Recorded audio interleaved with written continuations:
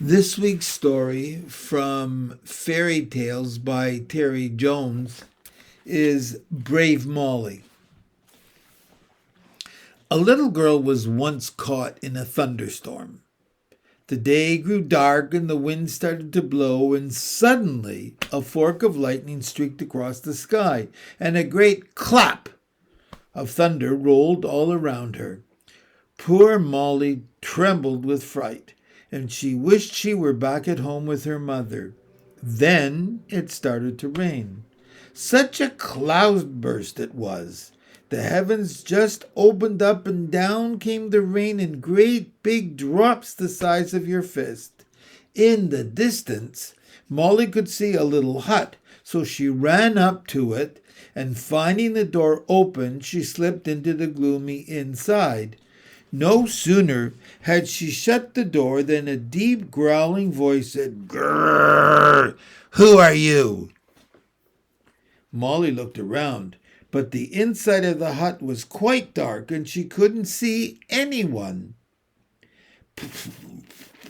"Please, my name's Molly," she said. Who are you?" "Grrr, I'm a terrible monster. That's who," said the voice. Just then a bolt of lightning lit up the inside of the hut for a fraction of a second, and in that moment Molly saw a huge black shape crouching against the far end of the hut. "Oh!" she cried. "What's the matter?" growled the terrible monster. "Frightened, are you?" "Indeed I am," said Molly. "You're as black as coal, as big as a house, and covered in hair.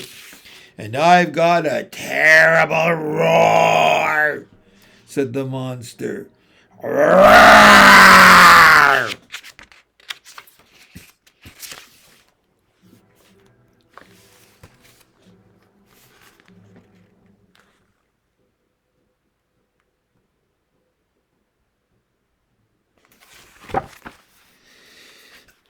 Poor Molly fell over backwards in her fright, and the thunder crashed over their heads, and another flash of lightning lit up the monster, and Molly could see that he had great black claws and glowing eyes and huge yellow teeth.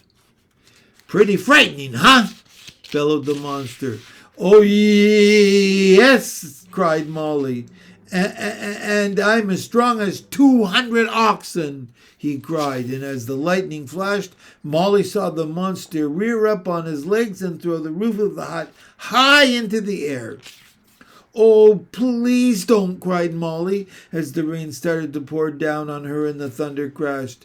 "And I eat little girls for my supper," roared the monster, and he bent down and put one glowing eye right up against poor Molly and said, "How about that?"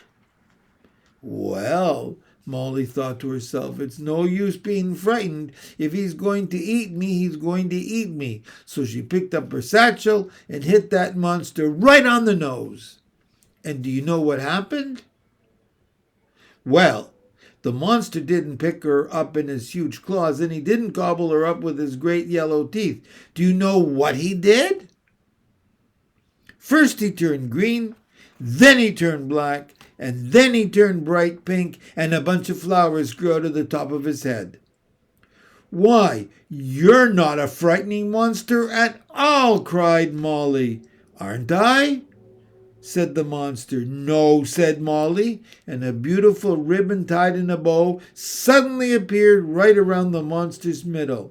And Molly took hold of the ribbon and pulled it, and the monster opened up, and inside was a little rabbit who looked very frightened and said, "Oh, please don't put me in a pie." And brave Molly said, "I wouldn't put you in a pie this time, but don't go around trying to frighten little children in the future." "No, I promise," said the rabbit, and scuttled off out of the hut.